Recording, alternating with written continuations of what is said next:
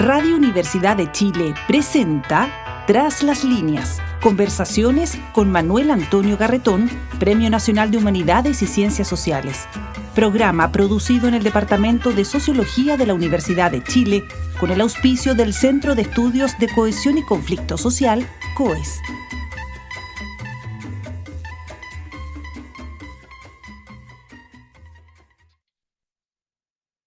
Muy buenas tardes.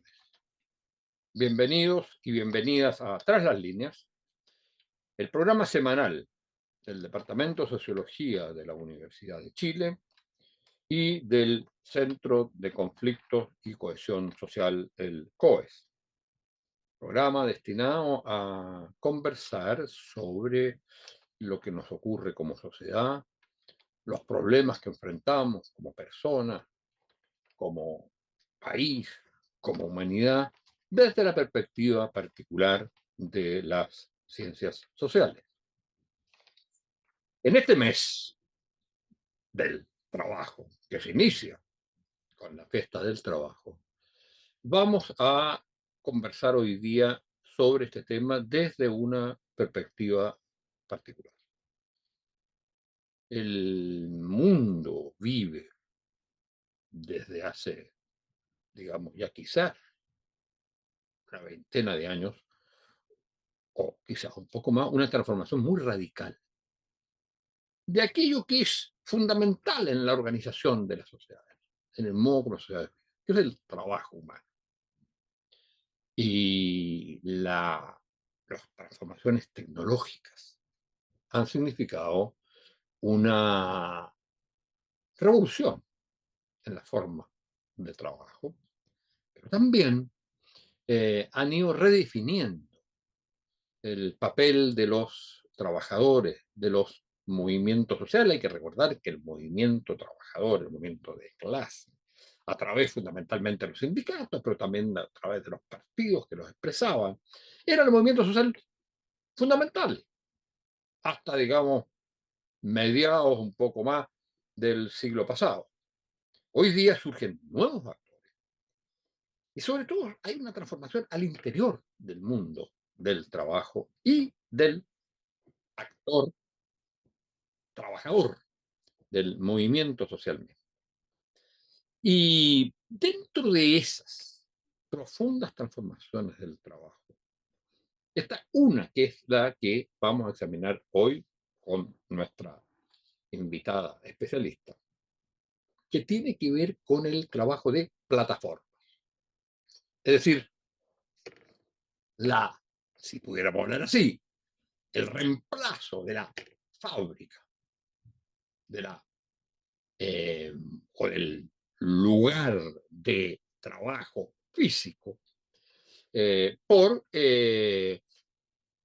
las plataformas digitales, en las cuales juega, y eso es una de las cosas que vamos a examinar, un rol tan importante como la dirección patronal, el mundo de los algoritmos, que de alguna manera pareciera ser el nuevo patrón.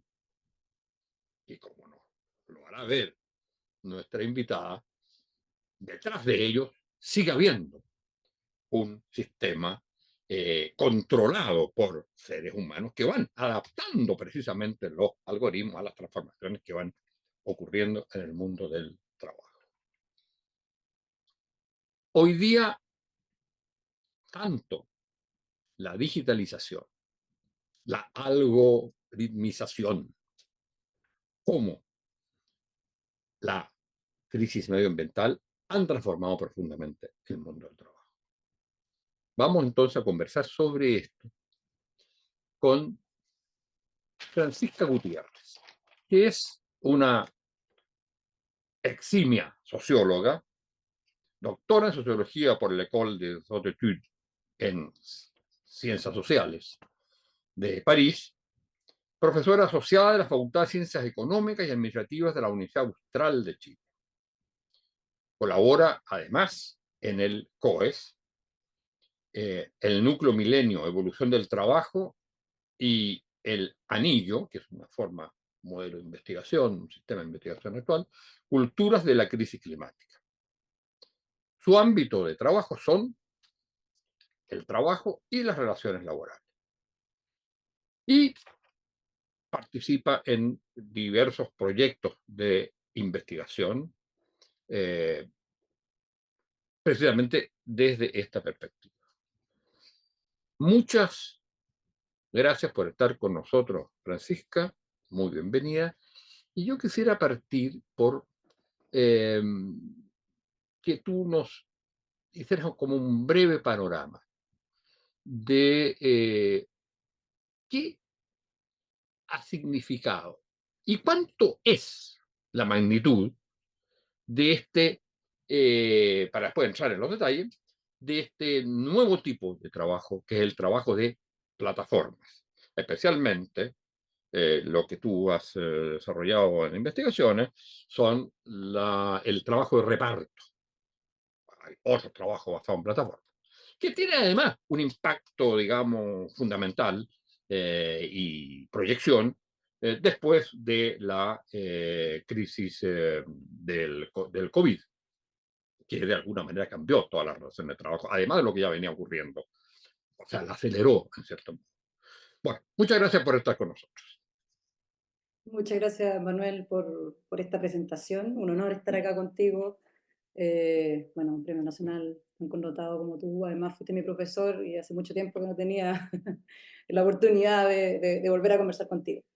Bueno, respecto a tu pregunta, a ver, yo diría que yo, como tú bien dijiste, estudio principalmente plataformas de reparto, pero esto se enmarca en una transformación mucho más grande, ¿ya? Cuando hablamos de trabajo de plataforma, claro, pensamos en estas empresas que son conocidas, ¿cierto? Uber Eats, Rappi, PedidosYa, pero también hay una transformación que tiene que ver con las plataformas y que está afectando a los lugares y a las organizaciones más tradicionales, ¿ya?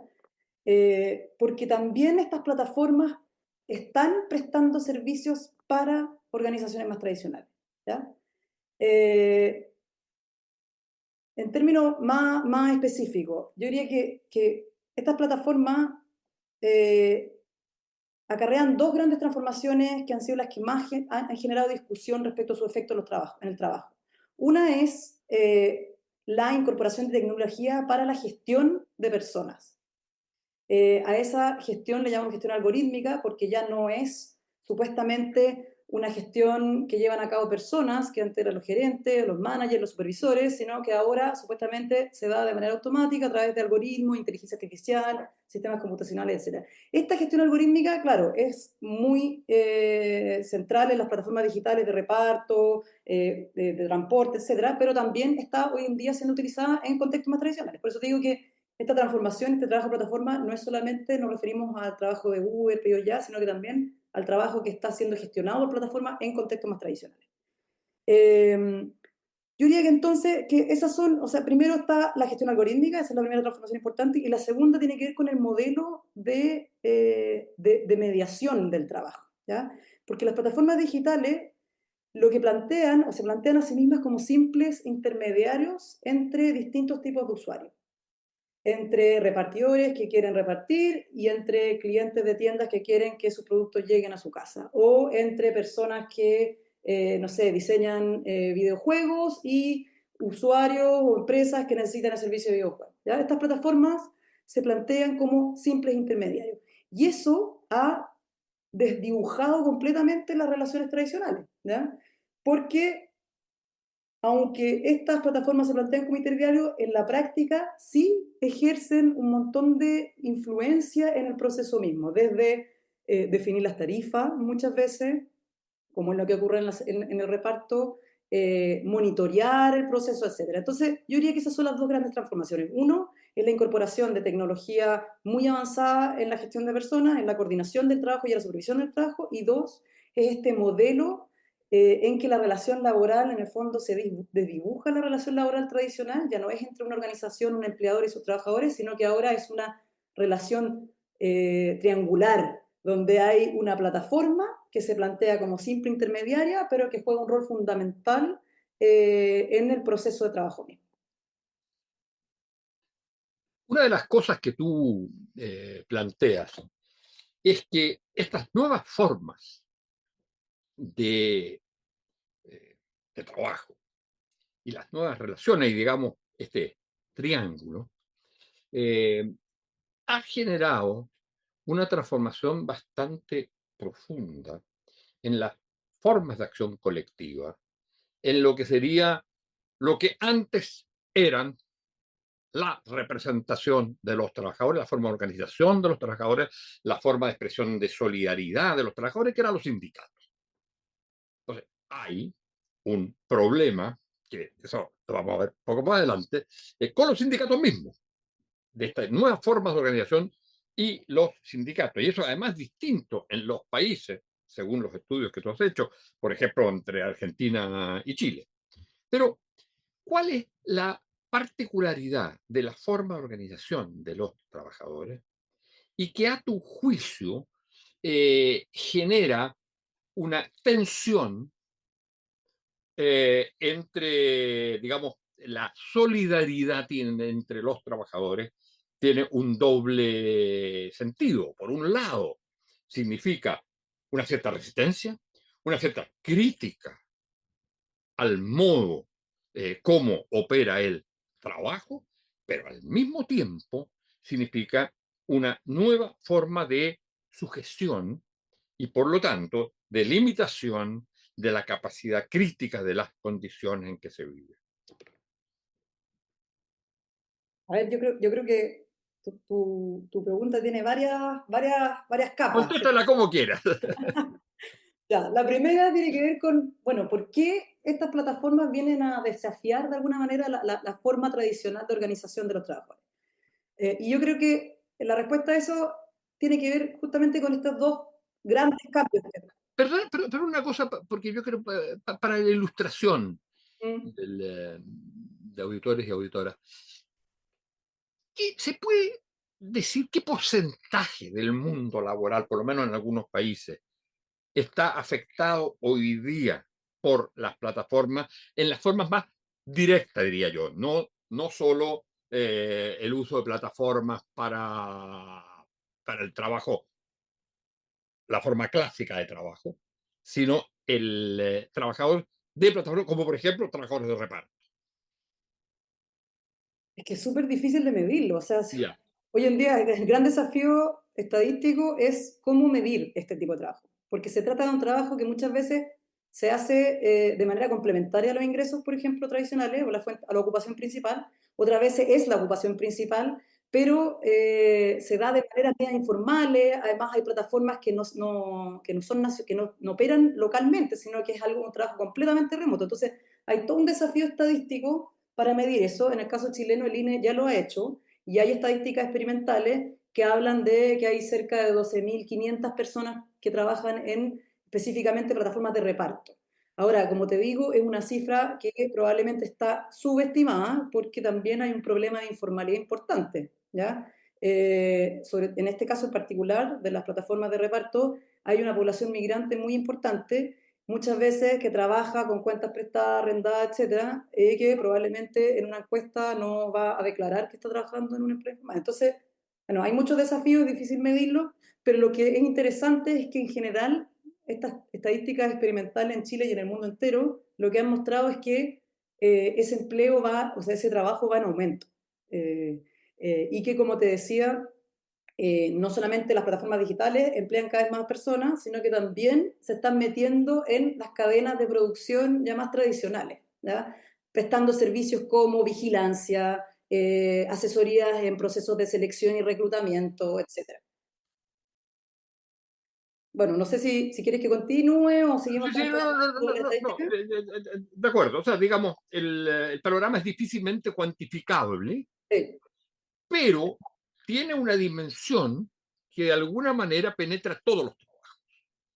Y eso es todas las formas de trabajo. Ahora, para irnos ya específicamente al mundo del trabajo de plataforma, fundamentalmente, no el trabajo clásico, con nuevas formas de organización, eh, te vuelvo a plantear lo que tú planteabas en tus trabajos, que es digamos, hay algo distinto a la organización sindical, y en algunas partes es conflictivo con la organización sindical, pero que tiene que ver con que, por un lado, juega un rol de, uno podría decir, la forma de organización, que habría que ver cuáles son, ¿eh? Eh, algo de rechazo, de crítica a las condiciones, pero al mismo tiempo algo de sumisión, si es que entendí bien los temas planteados por ti. Mm. Sí, mira, a ver, voy a partir por lo primero, que tiene que ver con por qué la organización más tradicional, sindical, que conocemos es tan difícil en este sector. Y eso tiene que ver con las particularidades que hablábamos sobre el modelo de las plataformas digitales. Por un lado, como se plantean estas plataformas como simple intermediario, en la mayor parte de los países, y Chile en ese sentido es una excepción, son considerados trabajadores independientes, ¿ya? Y eso ha hecho de que carezcan de derechos laborales básicos, como, no sé, accidentes, jornada, restricción a la jornada, protección social, etc. ¿Ya? Y también, por lo tanto, que también tenga muchas más dificultades de organizarse sindicalmente. O sea, pensemos que en Chile existen, si bien sindicatos de trabajadores independientes, no tienen las mismas garantías que un sindicato de trabajadores dependientes. O sea, partiendo porque no hay fuero, no se negocia de manera vinculante, etcétera, entre otras cosas. ¿Y Entonces, cómo se organiza? ¿Cuál es la forma de organización?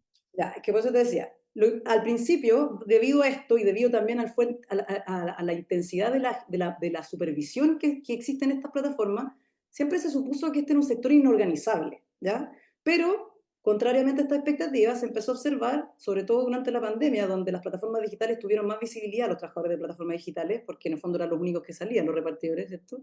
Se empezó a observar un proceso de organización espontánea que en la mayor parte de los países no vino de los sindicatos tradicionales, sino que vino de los propios trabajadores que se empezaron a juntar, que empezaron a utilizar las redes sociales, pero también a encontrarse en los lugares físicos y empezaron a organizarse, y empezaron a generar comunidades y a partir de esas comunidades también empezaron a surgir organizaciones espontáneas que conducían incluso protestas que llegaron a tener incluso un alcance regional. ¿Ya?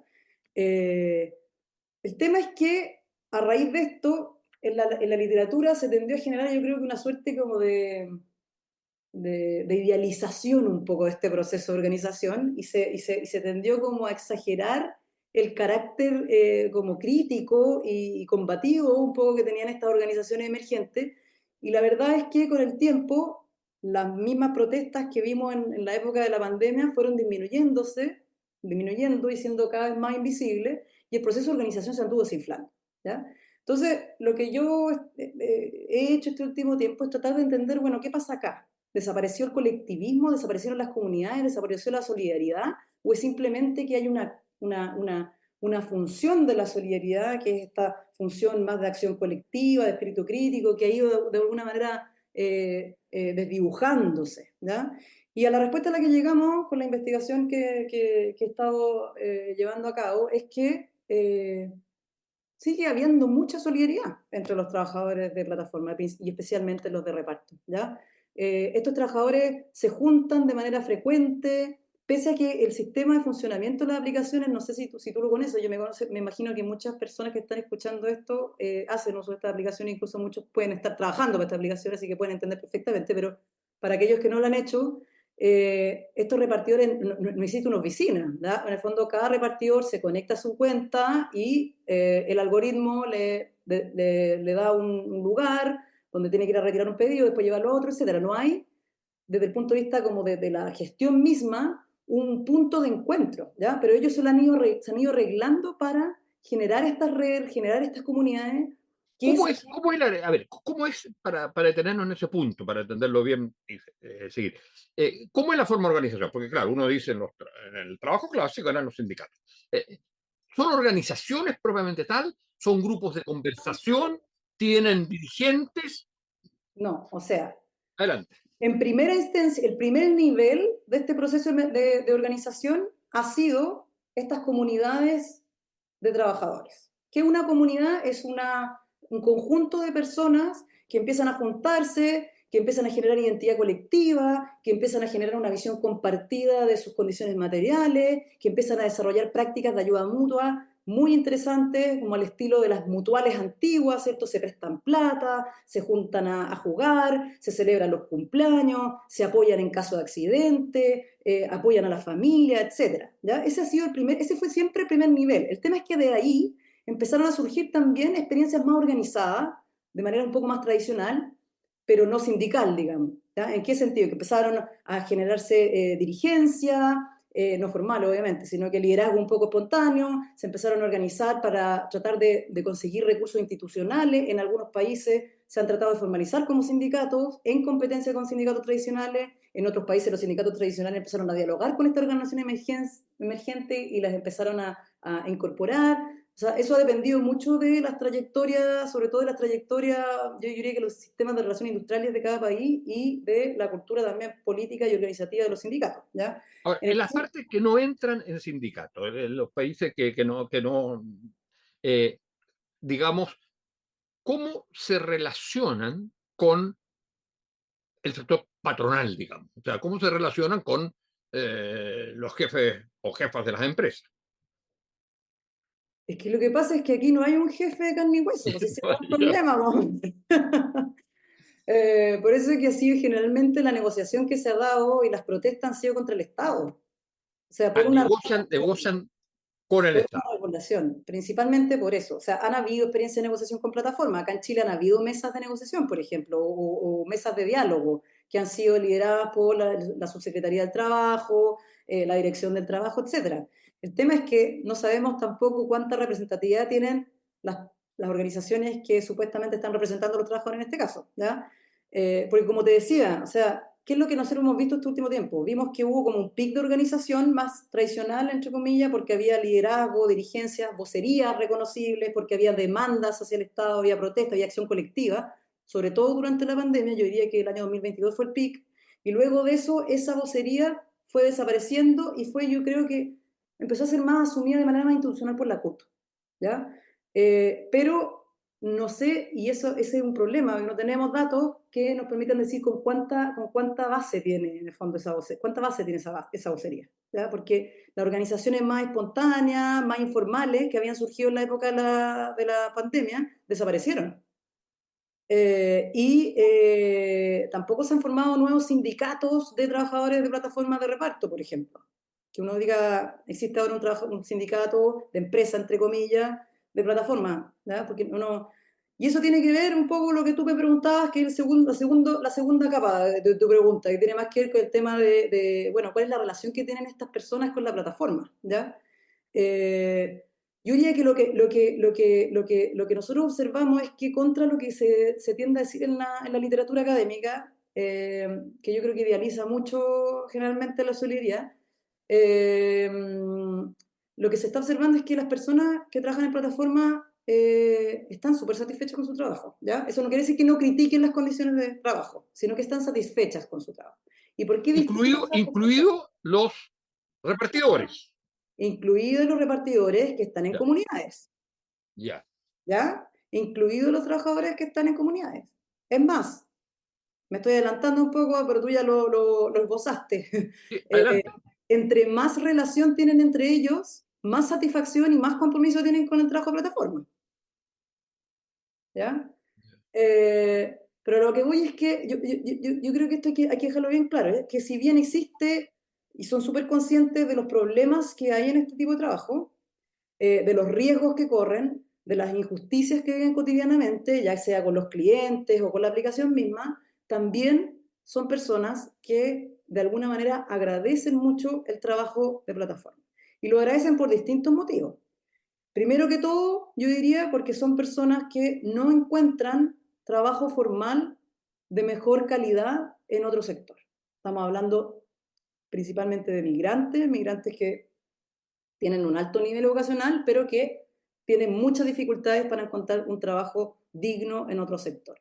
Y aquellos que lo encuentran, muchas veces terminan volviendo a las plataformas porque las relaciones interpersonales en los trabajos formales muchas veces son difíciles para los migrantes, por la discriminación que existe, por el trato vertical al cual estamos acostumbrados en Chile, etcétera, ¿ya? Entonces, las personas que trabajan en plataforma generalmente están satisfechos y agradecen el trabajo de plataforma. Ahora, también al mismo tiempo son críticos. Y por eso están dispuestos a eventualmente organizarse, eventualmente protestar, etcétera, ¿ya? Esto que parece una contradicción, yo creo que no es una contradicción, sino que muestra la complejidad generalmente de la relación que tenemos, no solamente los trabajadores de plataforma, sino que todos con el trabajo, ¿ya? Yo creo que pensar que uno tiene que estar en una posición o en la otra, es decir, o estoy conforme con las plataformas o estoy opuesto y soy antagonista de las plataformas, es una visión que me parece muy simplista de la realidad. Y eso es lo interesante del caso de plataforma, que creo yo. Y sobre todo de la solidaridad y cómo la solidaridad incide en estas posiciones. Porque como te decía, lo que nosotros encontramos en la investigación es que estas comunidades que generan identidad colectiva, que generan una visión compartida de las condiciones materiales, etcétera, han sido efectivamente el punto de inicio de un proceso de organización. Pero también, gracias a la acción que ellos tienen, que en el fondo viene a compensar lo que no hace el Estado y lo que no hacen las plataformas, le permite a estos trabajadores aguantar y sobrevivir de mejor manera el día a día. Entonces, por eso que nosotros jugábamos en los artículos que te mostré con esta idea de que la solidaridad es a la vez el punto de inicio de una eventual organización y acción colectiva y una visión más crítica, pero también es en la cotidianidad lo que le permite a estas personas eh, sobrevivir a la precariedad de este tipo de trabajo. Y por lo tanto, el aferrarse de alguna manera y, y de alguna manera eso significa entonces, para decirlo de cierta manera, tú me corriges, una posición que por un lado es contestataria, es decir, busca mejorar condiciones, pero por otro lado es conservadora. Sí, pero yo por eso te decía que yo creo que hay que verlo como un proceso dinámico, ¿ya? No como como dos puntos, dos posiciones en una línea de tiempo, ¿ya? No, Yo, no, no, no, no, correcto, no. Ahora, pero ahí hay una cosa que es interesante mm, que tú señalabas en otros los estudios, que es la diferencia de el comportamiento, digamos, eh, del movimiento, por decirlo así, o los movimientos de este tipo de trabajo, del trabajo de repartición, de reparto, y el trabajo, digamos, tradicional que se expresaba en la organización sindical. La diferencia en el caso chileno del caso argentino, mm, donde en el caso chileno se había pasado de una cierta época, básicamente de la época de COVID y de la pandemia, se habría pasado, y ahí era un momento de, digamos, de alguna manera de organización, de autoafirmación, se habría producido una desmovilización. Y en el caso argentino, eso no es así. Y además la relación, precisamente la tensión en el caso argentino con los sindicatos, en fin, es distinta a lo que ha ocurrido en Chile. ¿Por qué? Y tú dices que esto se debe básicamente no a la fuerza que tuviera una u otra organización, sino al sistema de relaciones industriales. ¿Cómo lo explicas? ay, ya, es que primero quiero hacer una pequeña corrección, no a lo que dijiste, pero, está muy apegado al estudio que hicimos, pero lo que pasa es que tenemos datos más recientes y la verdad es que la situación en Argentina está cambiando de manera radical en el último tiempo. Entonces, páseme los artículos que estén al día. Es que el dato es muy reciente. Y aplicamos una encuesta el año pasado, a finales del año pasado, y ya observábamos cambios importantes y estamos tratando de explicar los resultados. ¿Por qué? Porque vimos que en Argentina los repartidores que encuestamos, de partida fue muy difícil conseguir las cuotas de migrantes que habíamos diseñado originalmente en base a los datos que teníamos anteriores. ¿Por qué? Porque en Argentina hoy día con la crisis hay cada vez más jóvenes argentinos nacionales que están empezando a trabajar en plataformas porque están siendo desplazados de sus empleos tradicionales, ¿ya? Entonces, el perfil ha cambiado. Ya no son tanto principalmente migrantes como era antes, sino que ahora hay mucho más argentinos, argentinas en ese trabajo que en el fondo ha sido desplazado por la situación. Y Pero esto en Chile son principalmente migrantes. en Chile son principalmente migrantes. Bueno, en España igual. Estaba aquí hace poco en el Departamento de Sociología un profesor que hace estudios precisamente sobre los trabajadores del reparto y prácticamente eran todos trabajadores migrantes. Sí. Bueno, sigamos. Bueno, y el cambio que estamos viendo es que esta nueva, el tipo el perfil de personas que está llegando a plataforma ahora argentina es gente que viene eh, muy desilusionada del mundo sindical formal. Y por ende, también, y muy desilusionada en general de la acción colectiva. Entonces, es un perfil nuevo que nos tiró todas las cifras y los indicadores como de disposición a la acción colectiva para abajo. Tanto así que los chilenos, o sea, los repartidores en Chile parecían peronistas al lado del bar. Pero bueno, eso es reciente. Pero sí, yo creo que efectivamente hay algo que se tiende a subestimar, que es el peso de las instituciones cuando estamos hablando de acción colectiva. Yo creo que sí ha tenido una influencia importante porque efectivamente el contexto institucional, es decir, los derechos laborales y los derechos a la organización, que en el caso chileno son muy débiles versus en el caso argentino, donde los sindicatos tienen mucho poder, son muy grandes, son muy fuertes, obviamente eso genera incentivos que son distintos. O sea, si yo en un contexto como el chileno me organizo y no me la juego todo nada, es difícil que logre algo. Los sindicatos en Chile tienen poca incidencia. O sea, es muy difícil o hay muy pocos sectores en que los sindicatos tienen realmente un poder de decisión, un poder de influencia en las decisiones. Y son sectores contados que tienen que ver con, que son centrales para la economía, donde los trabajadores en el fondo tienen recursos estructurales importantes, ¿ya? Pero en la mayor parte del sindicalismo chileno es un sindicalismo muy débil, un sindicalismo Entonces, que por eso prefiero quedarme en las formas de relaciones comunitarias nuevas que se van creando en este espacio. Ese sería el... en parte sí, sí, y en parte porque la experiencia en la época de la pandemia, donde sí se organizaron y donde empezaron a tratar de dialogar y pensaron en algún momento en sindicalizarse, se dieron cuenta que tampoco lograron mucho, porque hubo una ley que efectivamente estuvo ahí para poder mejorar las condiciones laborales, pero está muy, no ha logrado su efecto porque está muy desconectada del sentir de los trabajadores de plataforma. O sea, ¿cómo es posible explicar la persistencia y la informalidad pese a la ley? Solamente porque los mismos repartidores, o no solamente, pero una de las razones principales es porque los mismos repartidores eluden la formalización, no la quieren. No la quieren porque lo restringe más. O sea, yo creo que al final se han dado, o sea, veo un poco, estoy simplificando mucho el asunto, pero yo creo que hay un poco esta idea de que, ¿sabéis que al final arreglémonos nosotros entre nosotros porque somos los únicos que van a poder hacer algo con nosotros? Sigamos prestándonos ayuda, porque ni la ley nos ayuda, ni el Estado nos ayuda, ni las plataformas nos ayudan, y los sindicatos tampoco tienen mucho poder en Chile.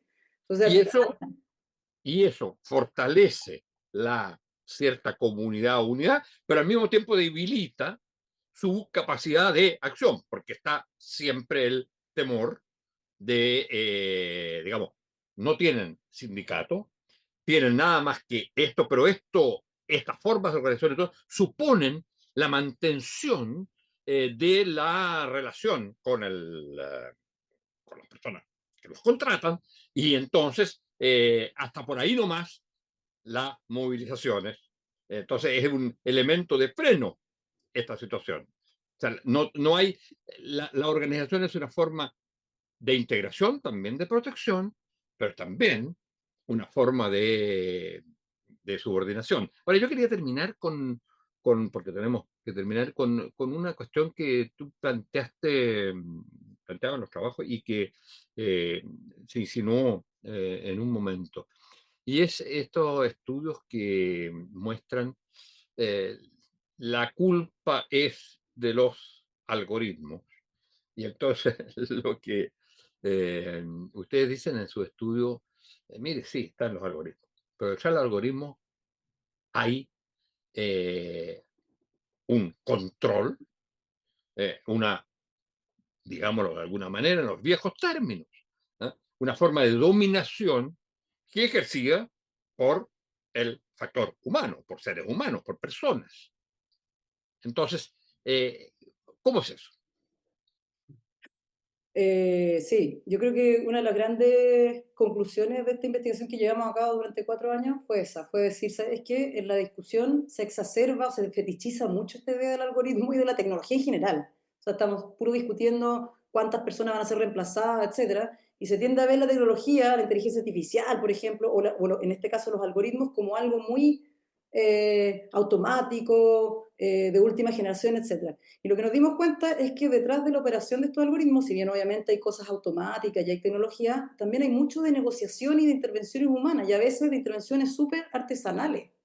Eh, y uno de los ejemplos más claros de esto, si bien no el único, es la función y las tareas que lleva a cabo el equipo de soporte, que son personas que trabajan en todo el mundo para las aplicaciones, detrás de un computador, en sus casas, con un panel de control, donde están mirando cómo los repartos se van dando en tiempo real. ¿Ya?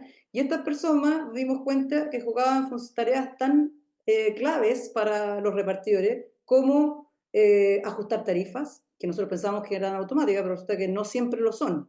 Está esta posibilidad que esta persona la ajuste. O bloquear y desbloquear una cuenta. También pensábamos antes que esto era se lleva a cabo de manera automática con unas fórmulas complejísimas que nadie maneja. Pero resulta que nos dimos cuenta que hay personas de soporte que bajo ciertas circunstancias tienen la posibilidad de desconectar a un repartidor o volver a conectar. Y así vimos un montón de ejemplos. Y más interesante aún, nos dimos cuenta que había una suerte de imitación deliberada de la tecnología por parte de estas personas, ¿ya? Que obviamente respondían a mandatos corporativos, no es que ellos de manera autónoma, individual, decidan hacer esto, sino que respondiendo a las reglas de las plataformas, imitaban algoritmos. ¿Cómo?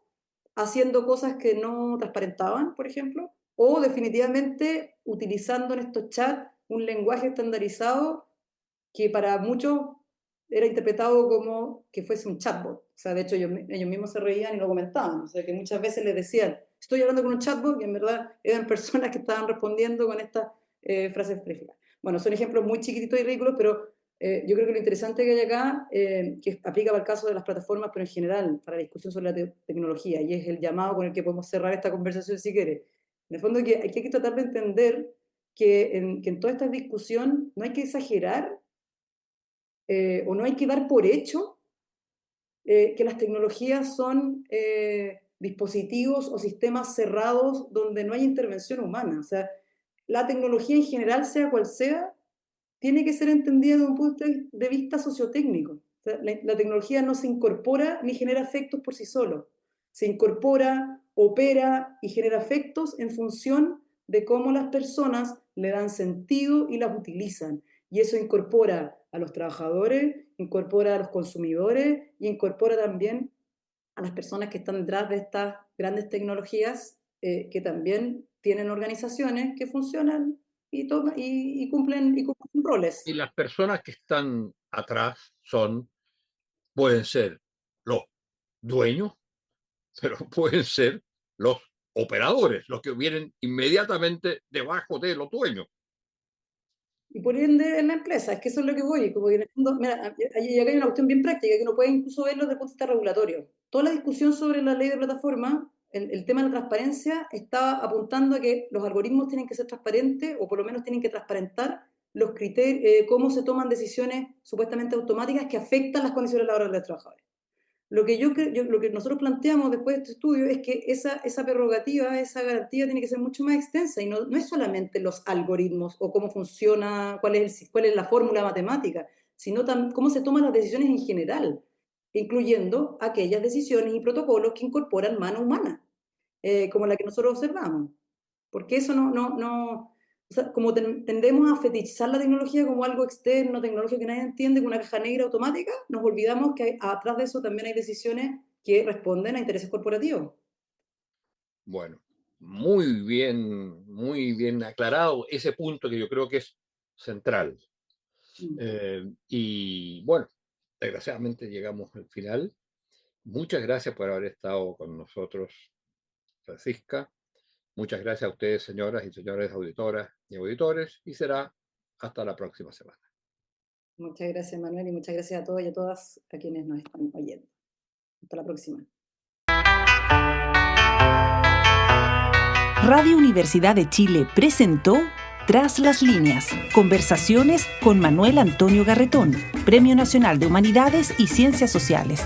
Programa producido en el Departamento de Sociología de la Universidad de Chile con el auspicio del Centro de Estudios de Cohesión y Conflicto Social, COES.